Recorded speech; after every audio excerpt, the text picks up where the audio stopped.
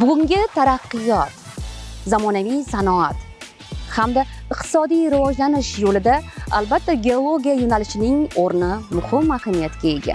Bugun biz ijodiy jamoamiz bilan birgalikda O'zbek geologiya qidiruv aksiyadorlik jamiyatiga keldik. Aynan mana shu yo'nalish haqida batafsil ma'lumotlar berish niyatdamiz. Shunday ekan azizlar, bizdan yiroqlashmang. Bu soha eng muhim sohalardan biri. Keling birgalikda tanishamiz.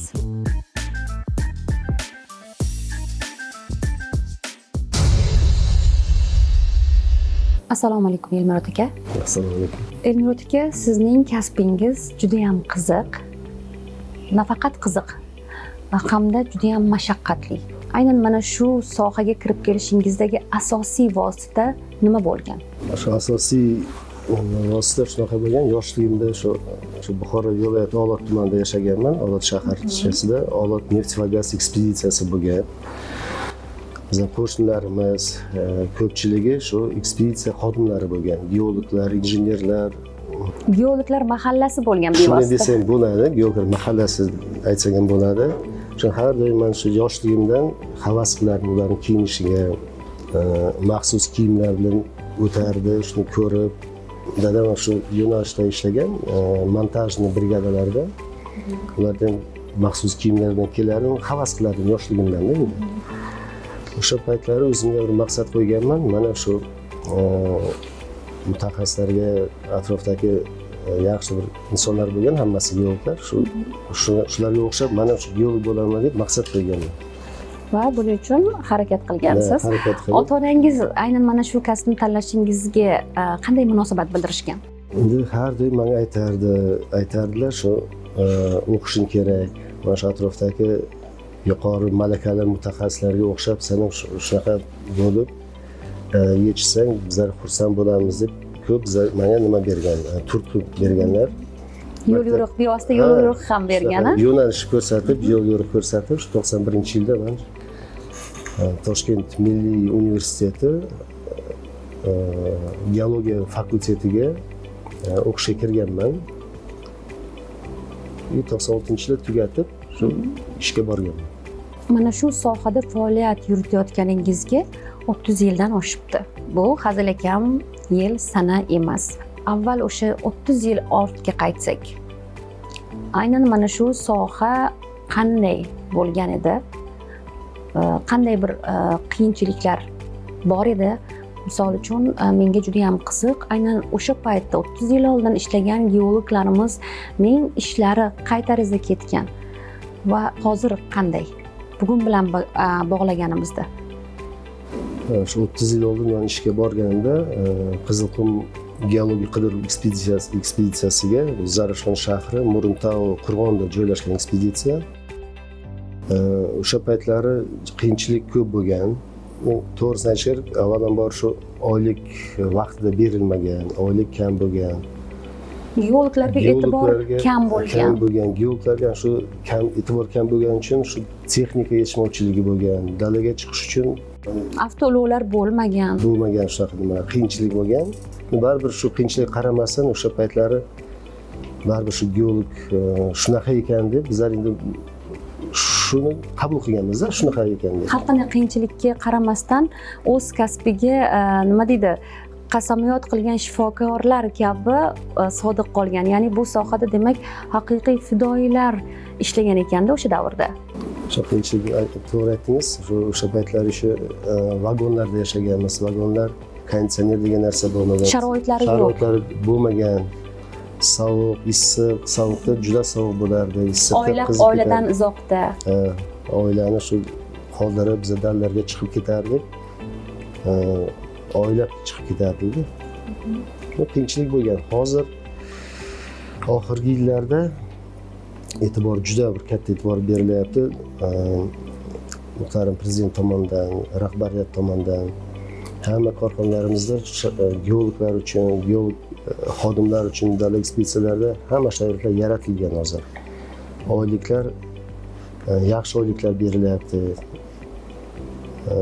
Avtotransport har doim modernizatsiya bo'lyapti. Yangi burovoy uстановkalar kelyapti. Qo'shimcha laboratoriya, tosh maydalash sexlarimiz juda ko'p. O'sha hamma uskunalarni yangilab, odamlarga yaxshi sharoitlar yaratib, ishlarim sifatli bo'layapti hozir. Juda katta farqida hozirgi bilan oldingi nimalar.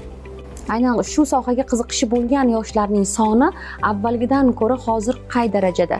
Ustunlik jihatlari bormi?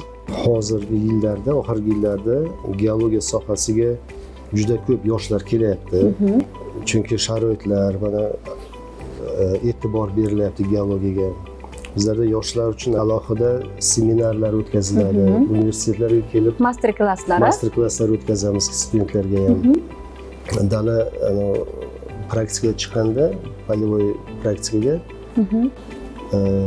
bizlar borib, har yili borib, mutaxassislar, O'zbek geologiya qidiruv aksiyadorlik jamiyatining mutaxassislari, ilmiy institutlarning mutaxassislari, boshqa vazirlikning korxonalar mutaxassislar borib, 2 kun o'sha joyda ham seminar, trening, master-klass o'zimiz haqimizda hamma narsani aytib berib, kelajakda bizlarga ishga kelsa,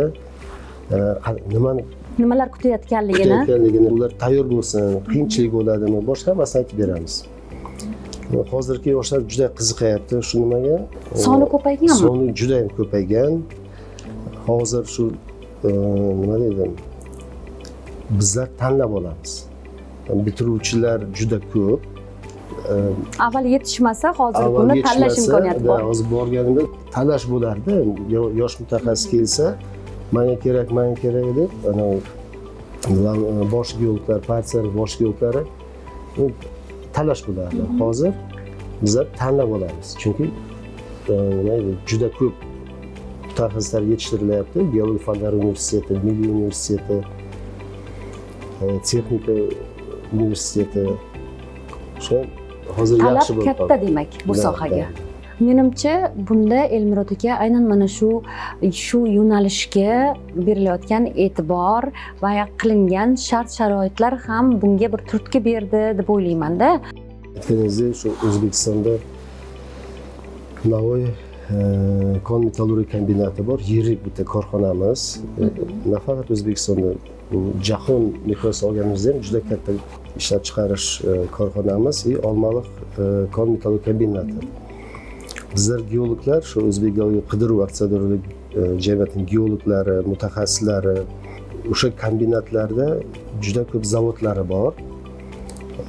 Navoiy kon metallurgiya kombinatini olsak, 6 ta zavod bor. Keyin Marjonbuloq oltinni ajratib olish fabrikasi bor.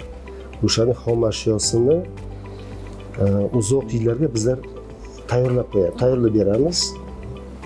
Ular endi nima stabil ishlash uchun bizlar tayyorgarlik ko'rib, ularga nima qilib tayyorlab beramiz shu nima konlarni, yangi konlarni topib, oldin topilgan yirik konlarning chuqur qatlamlarini, qanotlarini o'rganib, shu bizlarning ishimiz shu zavodlar, fabrikalar hech qachon to'xtab qolmasligi. Uzoq yillarga bizlar 10-15-20 yil oldin bizlar o'sha tayyorlab boryapmiz, oldinda. Bir necha qadam oldinda bizlar tayyorlab, xomashyo bazasini yaratib nima qilyapmiz. Endi mana Navoiy kon metallurgiya kombinati dunyo bo'yicha oltin ishlab chiqarish bo'yicha yuqori o'rinlarda turadi. Birinchidan 8likka kiradi, 10likka kiradi desa bo'ladi. Shu iqtisodiyotimiz uchun, O'zbekiston iqtisodi uchun katta ahamiyatga ega shu kombinatlar. Bizlar ham o'z hissamizni qo'shyapmiz, geologlar.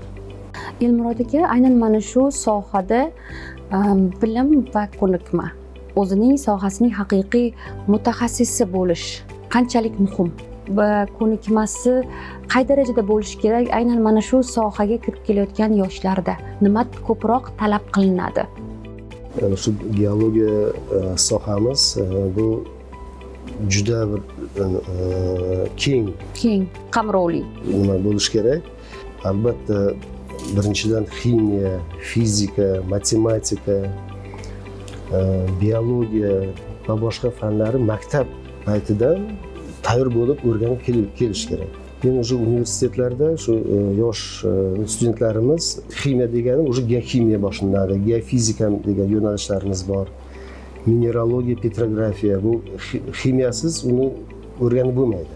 Chunki butun Mendeleyev tablitsasini bilishimiz kerak. Mana shu foydali qazilmalar minerallardan iborat. Minerallar bu elementlardan iborat. Shuni hamma mineral bu ximический elementlardan tashkil topadi. Aytdim, shuni aytmoqchiman, bu ximiyani обязательно bilish kerak. Fizikani bilish kerak. Chunki aniq fanlarni ya'ni bilish kerak. U обязательно bilish kerak. Bundan tashqari hozir mana yangi zamonaviy dasturlar ishlatilyapti. Geolog dasturlar, Macromine, Datamine, Leapfrog degani. Oldingi paytlari qog'ozda, hamma ish qog'ozda bo'lgan bo'lsa, 20-30 yil oldin. Hozir hamma nimalar kompyuterda bazada aniq yaratilib, o'sha programmalar orqali 3D modellashtirilib, konlar modellashtirib, zaxiralarni hisoblab, davlat zaxira komissiyasiga topshiriladi. Bu degani zamonaviy dasturlarni ham bilish kerak yoshlarimiz. Ishga kelganda biz shuni so'raymiz. Bugungi davr bilan hamnafas. Shu yoshlar, studentlar bitirib ishga kelganda suhbatdan o'tadi. Shu suhbatda shu narsalarni so'raymiz bizlar. Undan tashqari yaxshi bo'lardi. Rus tili, ingliz tilini bilsa, undan ham yaxshi bo'lardi. Chunki bizlarning fond ma'lumotlarimiz примерно 90% rus tilida yozilgan. Eski hisobotlar, kitoblar rus tilida yozilgan. Shu til bilish ham katta muhimda. Geologning asosiy maqsadi nima? Shu geologning asosiy maqsadi, mening fikrim bo'yicha, bu kon topish. Shu kon birdan topilmaydi, bu yillab vaqt ketadi. Shu boshlanishida shu yaxshi natija olsa, laboratoriya natijalari shu bo'ri quduqlarni qo'yadi, shu yerda qazish kerak deb o'zi fikrlab, shu nuqta belgilab beradi. O'sha joyda uning fikri to'g'ri chiqsa, geolog juda bir xursand bo'ladi. Oxirida shu kon darajasiga yetkazib, davlat zaxiralar komissiyasidan o'tkazgandan keyin bu juda bir baxtli bo'lib qoladi. Katta yutuq. Katta yutuq.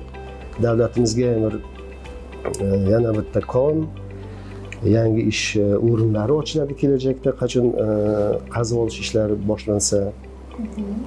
Asosiy shu kon ochish deb o'ylayman. Shu ma'lum bir konni qidirishga chiqdingiz va siz aynan siz izlagan va siz ko'zlagan natijaga erisha olmadingiz. Shunday paytlar bo'lganmi? Masalan, hafsalangiz bir bo'lgan paytlari ham bo'lganmi? Bo'ladimi? Bo'ladi, bunaqa ham. Geologiyada har doim ham loyiha yozilganda to'g'ri bir niyat qilamiz, shu joyda bitta kon topamiz, kichik yo katta kon topiladi deb shunaqa umidda bizlar loyihalar nima qilamiz. Har doim unday bo'lmaydi, chunki bu nima edi? Bizda taxminiy prognoz qiladigan nimalarda chiqishi mumkin, kamroq chiqishi mumkin yoki miqdori juda past bo'lib, iqtisod jihatidan nima edi? Nerentabilni degan narsa bo'lib, shunaqa bo'lib qolishi mumkin. Bizlarda отрицательный degan rezultatlar ham bo'lib turadi. O'shanda endi afsus qilamiz, shuncha. Attang. Shuncha vaqtim besamar ketdi. Agar boshqa sohani ishlab boshlaganimda yoki boshqa bir ishni boshlaganimda allaqachon bir maqsadga erishgan bo'lardim yoki boyib ketgan bo'lardim degan fikrlar ham o'tganmi? Baribir shu отрицательный rezultat olganimizda ham bu ham baribir bir natija. Chunki bizlardan keyin o'sha joyga уже boshqa geologlar 10 yil, 20 yildan keyin bo'ladimi? Va o'sha joy bizlar borganimizdan keyin qanaqadir nima bo'lgan? Bizlardan keyin hech kim bormaydi, vaqt nima qilmaydi. Ha, demak, borilgan joy nafaqat o'sha kon chiqadimi, chiqmaydimi, lekin tajriba almashinuvi bo'ladi. Siz tajriba qilib ko'rasiz va boshqa geolog ovora bo'lmasligining oldi olinadi. Vaqt sarfining ham bir natijaliroq bo'lar ekanda, demak. Ancha yillik tajribaga ega geolog sifatida farzandlaringizning aynan mana shu tanloviga qanday fikr bildirdingiz yoki qarshilik qilgan joylaringiz ham bo'ldimi? Endi farzandlarim ular ham shu Muruntau Qirg'onda geologlarning orasida yashagan, ulg'ayib o'sgan. Katta o'g'limda geolog bo'laman deb nima qildi, hech qanday qarshiligim bo'lmadi. Ular yoshligida o'zim turtqi berganman. Maktab davrida yosh geolog olimpiada bo'lardi. Chet Rossiya, Qozog'istonda o'tkazilardi, hozir ham o'tkazilyapti. Mana shu bolalar shu maktab paytida уже qatnashgan. Shu olimpiadalarga O'zbekiston komandasiga qo'shilib, shu asosiy Rossiya bilan Qozog'iston davlatlarida shunaqa olimpiadada qatnashgan, shu qiziqish ularda yanada oshdi. Men endi faqat ularga ozgina bir ko'makchi bo'ldingiz. Ko'makchi bo'ldim. Endi nimani o'rganish kerak, tilni o'rganish kerak, dasturiy qanday ishlash jarayoni, masalan uzoq yo'llarga chiqqanda qanday bir o'zida bir jismoniy kuch, bilim, salohiyat va ayrim bir mustasno bo'lgan vaziyatlardan chiqib ketish yo'llari qanday yo'l ko'rsatgan sizda? Shundan geolog bo'lamiz deb hozir katta odam Milliy universitet tugatib 3 yil oldin, 1 yil ishlab, hozir Fransiyada geologiya yo'nalishi bo'yicha magistraturani hozir 2-kurs talabasi. Sentyabrlarda, avgustlarda qaytib kelib, u yana o'zimizda o'z malakasini oshirib kelib, shu olgan bilimlarni o'zimiz O'zbekistonda geologiyada ishlatadi. Ikkinchi o'g'lim hozir 2-kurs talaba, Geologiya fanlari universitetida o'qiydi.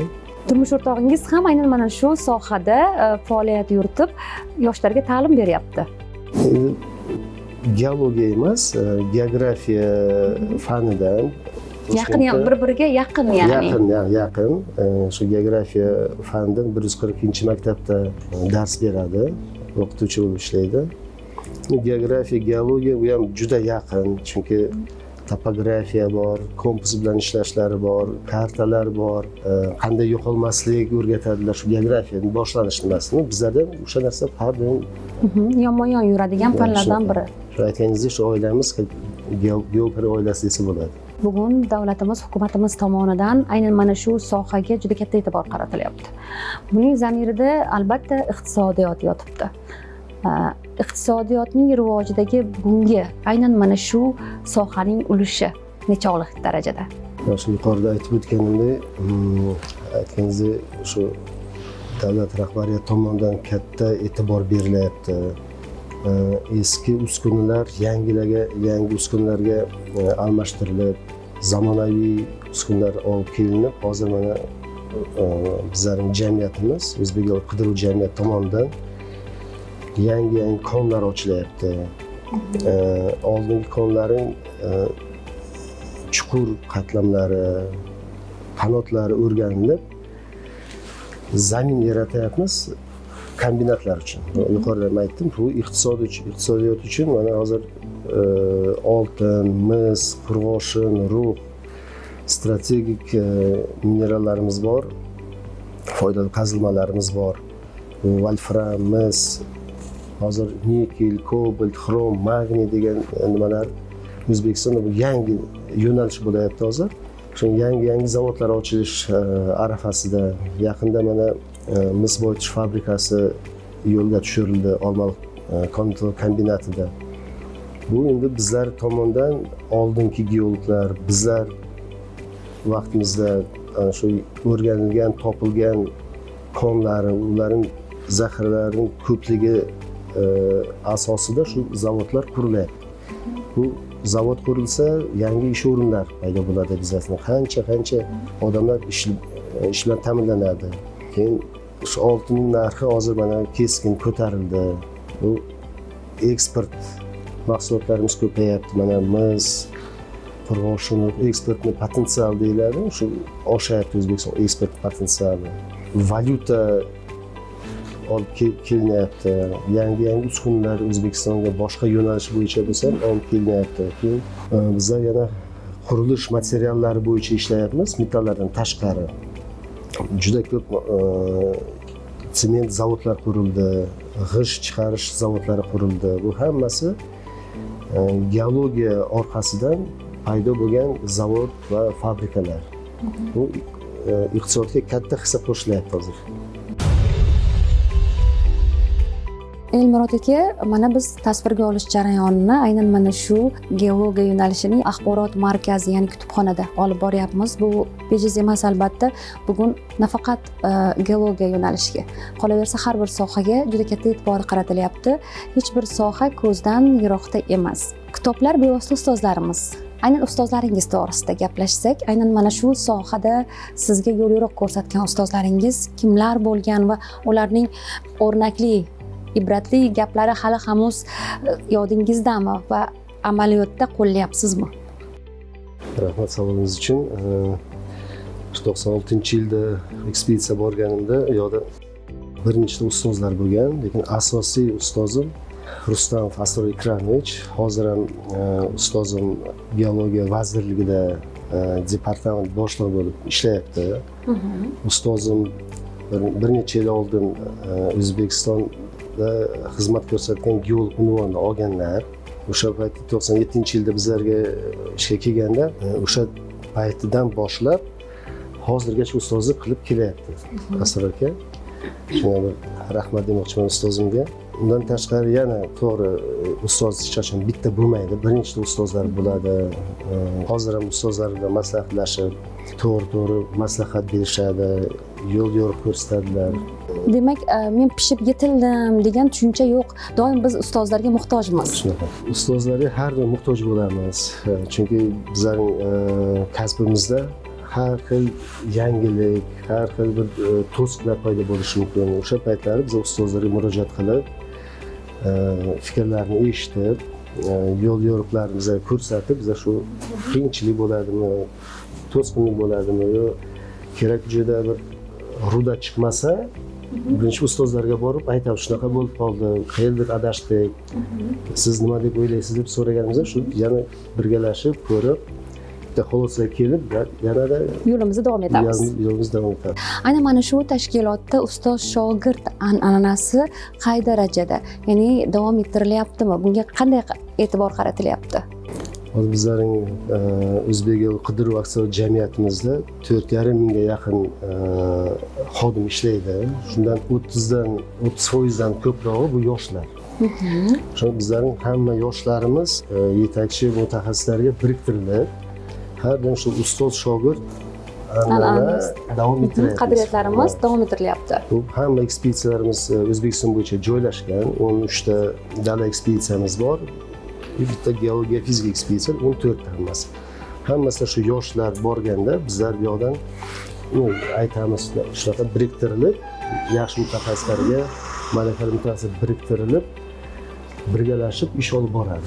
Shu ustoz shogird an'ana nima davom ettiryapmiz hozirgacha. Aynan mana shu O'zbek geologiya qidiruv aksiyadorlik jamiyati qachon tashkil topdi? O'zbek qidiruv aksiyadorlik jamiyati O'zbekiston Respublikasi Prezidentining 5083 qarori asosida 21-aprelda qaror chiqqan. O'sha nimada tashkil topgan, avgust oyidan boshlab 2021 yil avgust oyidan boshlab ishni O'zbek qidiruv aksiyadorlik jamiyati boshlagan o'z faoliyatini. Nima sabab bo'ldi aynan mana shu aksiyadorlik jamiyati ochilishiga?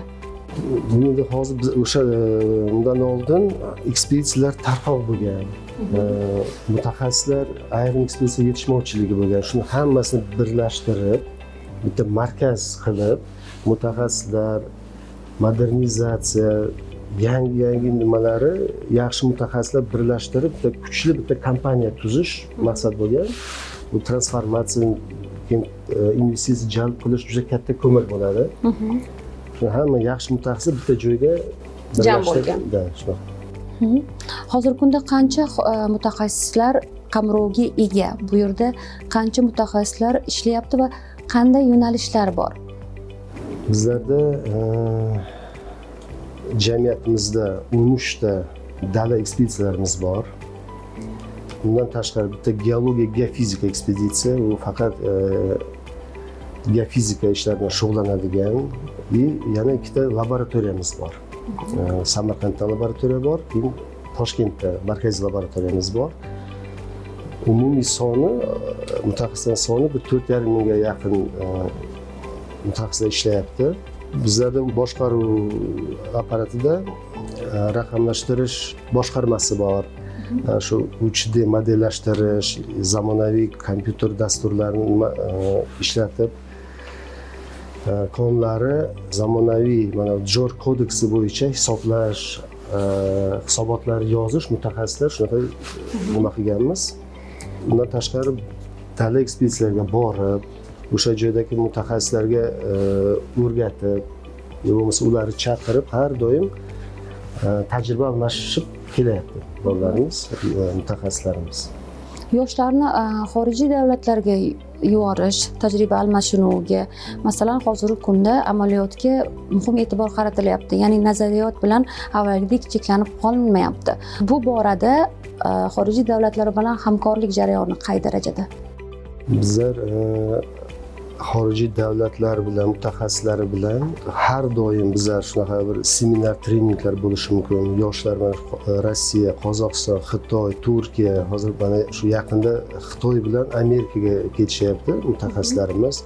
Tajriba almashish maqsadida xitoyliklar taklif qiladi, ko'ringlar, o'rganinglar, almashamiz tajriba bilan deb. Har doim bizlarda doimiy hamkorlik bor. Chet ellik kompaniya va mutaxassislar bilan. Xorijiy davlatlardan o'rganishimiz kerak bo'lgan eng asosiy jihatlardan biri nima? Bizlar xorijiy mutaxassislardan hozir mana bizlar O'zbekistonda chuqur qatlamlarda joylashgan konlarni izlash uchun, ular topish uchun mana bu xorijiy mutaxassislar, kompaniyalar, uskunalar nima qilib, aerofizika deyiladi. O'sha shu yilda mana 60 ming kvadrat kilometr yopiq maydonlarni o'rganmoqchimiz. O'shanda biz xorijiy kompaniyalar hozir hamkorlik nima tuzayapmiz, shartnoma tuzib, birga ishni olib boramiz. O'sha payt ular kelganda bizlar mutaxassislar ham birga ularni ishlab, tajriba oshirib, davom ettiriladi. Aynan mana shu izlash, tabiiy boyliklarni izlash jarayonida qadimiy bir obidalarga ham bir duch kelgan paytlar bo'lganmi aynan geologlarimizni? Tarixiy deyiladimi, bilmadim. Mana shu Qizilqum cho'lida ana shu Djeroy kvarts qumi koni bor. O'sha joylar biz ishlaganimizda akulaning tishlari, skeletlari, har xil hayvonlarning suvda o'sha davrda yashagan. Shu necha million milliard yil oldin bu yoqda dengiz bo'lgan. Bu ham bir tarixiy yerning qancha o'zgargani ko'rsatadi. Undan tashqari shu Qizilqumda shunaqa qadimgi odamlar shunday chizib nima qilib ko'rsatgan joylarni ko'rganmiz shunaqa. Hozirda ayni vaqtda geologlarimiz qaysi manzillarda xizmat ko'rsatishyapti va aynan mana shu tabiiy boyliklarni izlash, qidirish ishlarini olib borishyapti. Qayerlarda? Bizlar butun O'zbekiston bo'yicha ish olib boramiz. Qoraqalpog'iston Respublikasidan boshlab Surxondaryo, Toshkent viloyati, Samarqand, Navoiy, Jizzax umumiy 130 tadan ko'p loyihalarimiz bor. Bir qismi Navoiy kombinat bilan birgalashib, bir qismi Olmaliq kombinat kombinati bilan yirik loyihalarimiz bor.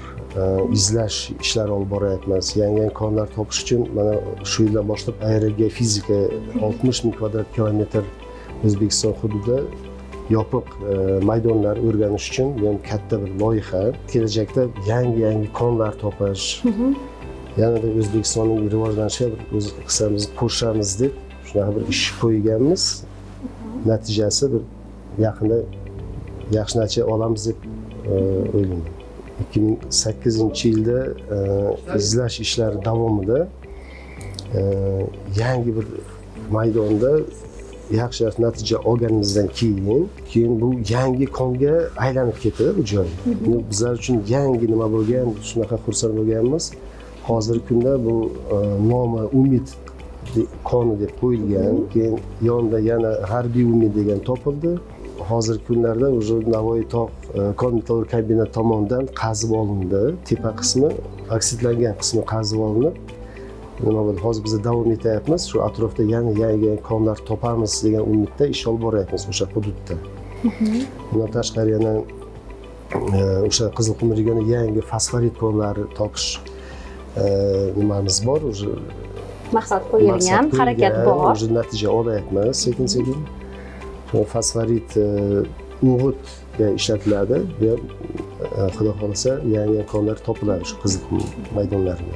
Mana 100 yildirki, aynan geologlarimiz o'z faoliyatlarini olib borayotgan ekan. Demak, bu soha bugungi soha emas. Bu sohaning o'z tarixi bor va albatta o'z kelajagi bor. Shunday emasmi? Shunday. Shu 1926-yilda O'zbekistonda shu geologiya, upravlение geologiya ochilgan o'sha paytlari. O'sha 26-27-yildan boshlab O'zbekiston hududida geologlar kelib ishni boshlagan. Mana shu 100 yilning ichida yangi katta konlar, mana Toshkent viloyatida Kalmakir koni, Mis Porfir koni deymiz. Qizilqum regionida unikalniy kon Muruntav.